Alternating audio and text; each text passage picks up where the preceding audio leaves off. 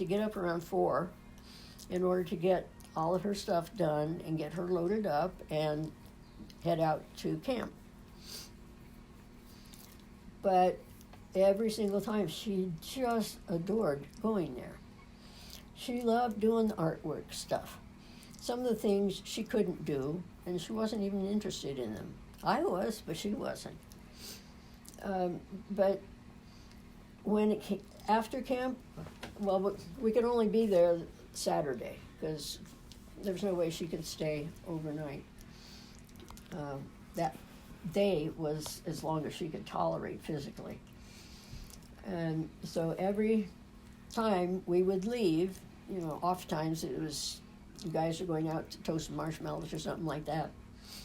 And we'd go, sometimes we'd sneak in a couple of roasted marshmallows and then we'd go. And she just loved everybody. She loved the students, she loved the staff, she loved all the other people who were in that group. She had so much fun. And, after 9 years, I think it was, she physically couldn't do it anymore. It was getting harder and harder to get her up because it used to be you'd wake her up and we'd get her dressed and get her out here and get her breakfast and get her all set to head up to the mountain. The last time, it was almost 4 hours just to get her up and get her dressed. Then you had to come out and get some breakfast in, and that takes a while too. And then getting her loaded in the car takes even longer. So we couldn't make it up there, by 9 o'clock in the morning. And I really felt bad about that because that was how important it was for her to go. Because she felt, I think, that she's not the only one that has problems. She's met people who had equally as damaged abilities as hers, and others who were not as damaged as hers. But at least they were all there. And they were all doing things together. All of the different things that the students had, I'd watch, once in a while I'd have a comment for them about how to make it easier for her so that she understood better what they were trying to say. But, on the whole, I would leave her and go to the other meetings, and I'd come back and she wasn't panic-stricken. She was fine. And I just wished we could have gone more.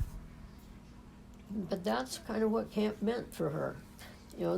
That rose bush out there, that little trellis is the one that she made.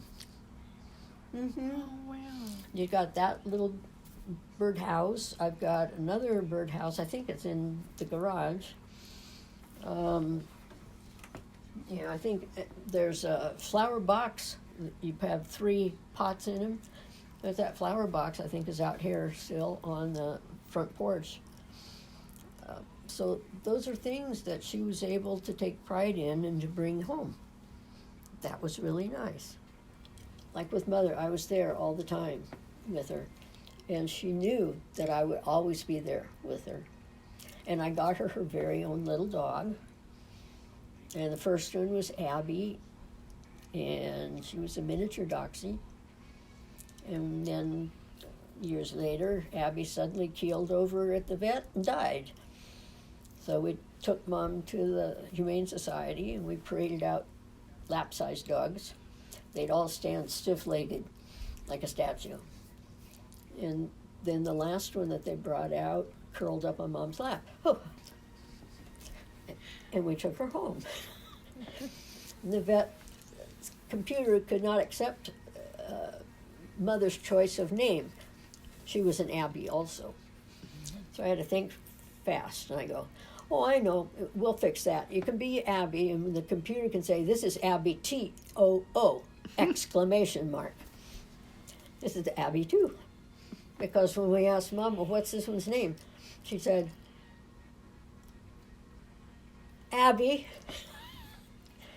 Nice. Okay, Abby 2, exclamation mark, that it is.